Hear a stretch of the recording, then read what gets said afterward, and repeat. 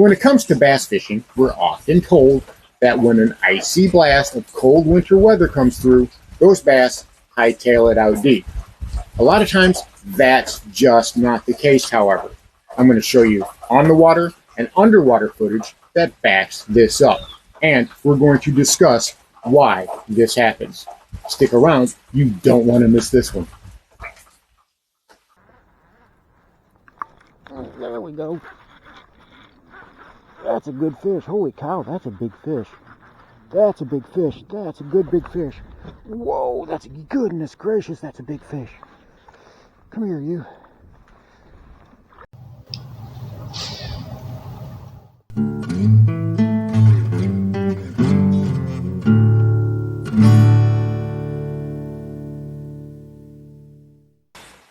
Welcome back to Lowbrow Fishing, and I'm sure many of you are aware, currently there is a monster snowstorm blowing across the southeastern United States. Even here in South Mississippi, we are feeling the effects of it. It's really cold outside, and we've got some icy rain that's coming down on my head right now, and it's supposed to turn into the white stuff later on this evening. Now we know that bodes ill for the bass fishing, doesn't it? That cold air and that cold wind will drive those water temperatures down. Add icy frozen rain on top of that, and that's just going to make those bass hightail it out of there, isn't it? They're going to be looking for some deeper water to bury their bellies in the mud and hunker down until things clear out, things stabilize, and they can come back shallow. But you know what? When I was out at the Big Lake, that wasn't the case, which I thought was very odd. See, about a week ago, that water temperature was right at about 62 degrees, which is normal for this time of year. However, when I went out again yesterday, it had dropped almost 10 degrees. Such a steep drop in such a short period of time, you would think would shock the bass, and again, they would try to find some refuge in deeper water. But that wasn't what happened at all. When I got around the boat ramp, those bass were still right there. As you can see, by this underwater footage that I captured with my brand new drone, and please bear with me. Not only was the water murky, but I'm still learning how to pilot the thing. But even with my questionable piloting skills taken into account, you can see there's bass everywhere, and we are just in a couple of feet of water. I thought that was very odd, but not only were those bass in that area, they were also exceptionally active. Now, why is this the case? What made those bass take root in that area despite temperatures getting down into the 20s at some point and never even crawling out of the 30s? Why would they do that? The answer's simple. Food. There were clouds of shad everywhere. And since the shad hadn't left the area, those bass hadn't left the area. And even though that water was frigid and freezing, and had a cold front that just came through, those bass weren't going anywhere. As a matter of fact, they were still very much actively feeding, which kind of blew my mind. I thought that they were going to be in deeper water just like everybody else. But when I saw they were around the boat ramp, I had to make a quick adjustment because I was rigged up for some deeper water fishing. I tied this guy on. My brand new jerkbait. This is a KVD 200, but rather than being chrome, it's got that lifelike, photorealistic shad pattern to it. So this is what I tied on. That's what I started throwing, and within the first couple of casts, well, I hooked into a really nice fish. We are in just a couple of feet of water, and that water temperature is at 53.2 degrees. And those bass are right up in this little pocket right here.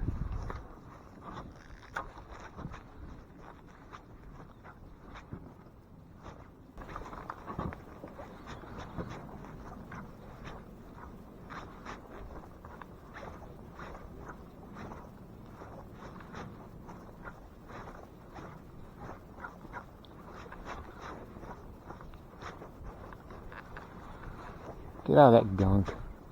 Ooh, there we go. I got him. I got him.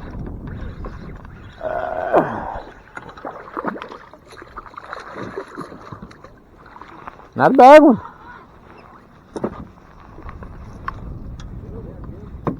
Yeah, he's about a pound and a half.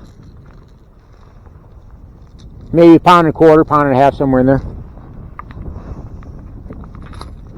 He ain't a giant, but we'll take him. Alright. Come on.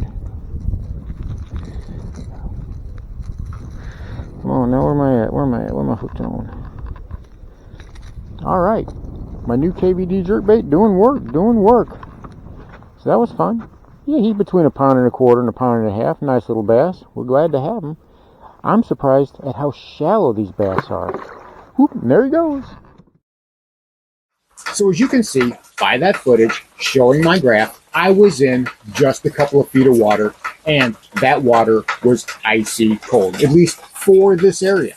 For this area, that is 10 degrees colder than it normally gets all winter long, which is crazy. But those bass were still attacking my jerkbait. I wanted to see what else they would go for. I wanted to see where else they were at as far as how active they were. And you know what? The answer was incredibly surprising. I took this guy, just my regular cotton cordell lipless crankbait. And this is the one that I've modified. This is the one that I have filled with super glue and baking soda to make it a lot more silent. Now, it still has some rattle to it, but it's much more quiet. I wanted to see in that murky water, if I ran a crankbait through there, what kind of reaction I would get. Because I've been trying to work crankbaits more and more during the winter, and I haven't really had any success in it. But when I worked that crankbait in there, on the very first cast, well, this was the result.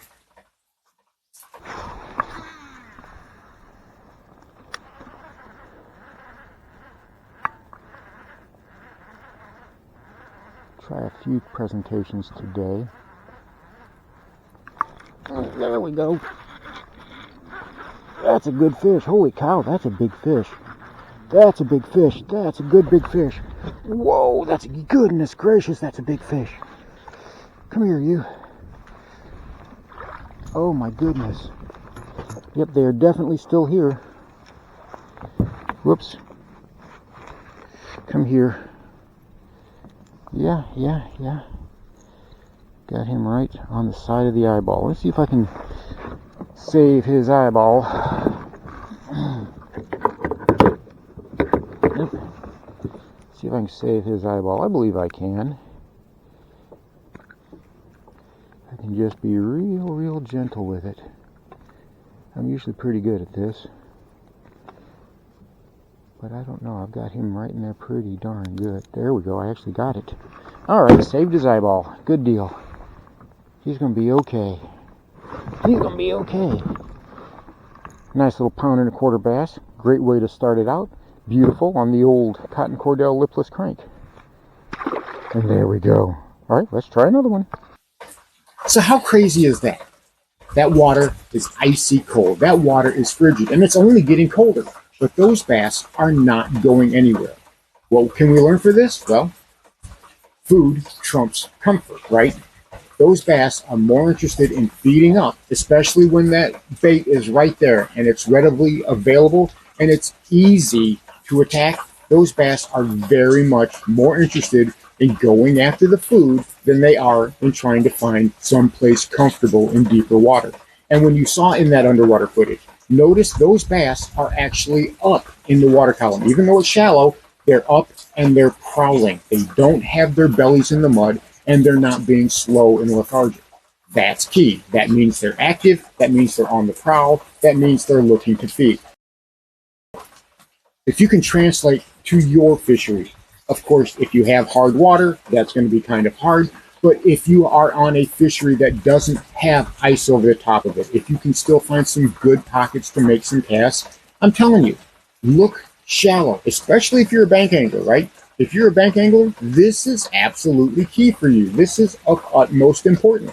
Find those active bait balls. It doesn't have to be shad. It can be whatever prey species your fishery has. You know, alewife, goby, minnows, shiner, sunfish, whatever. Try to find those balls. If you can see those balls of bait fish, large groups of bait fish swimming around, I'm telling you, those bass are not going to be far behind. And you'll be able to catch some really nice winter bass, even in just a couple of feet of water. So there you have it. Proof positive that when the temperature and the water gets really cold really quickly, those bass don't always head to deeper water. Sometimes they're going to stay right where they are, especially if there's easy food readily available. If you're a bank angler, that can make all the difference between not catching anything and having a great day during the winter. Give it a try, look for these things, and I'm telling you, you will be rewarded. Thanks for watching Lowbrow Fishing. We'll catch you in the next one.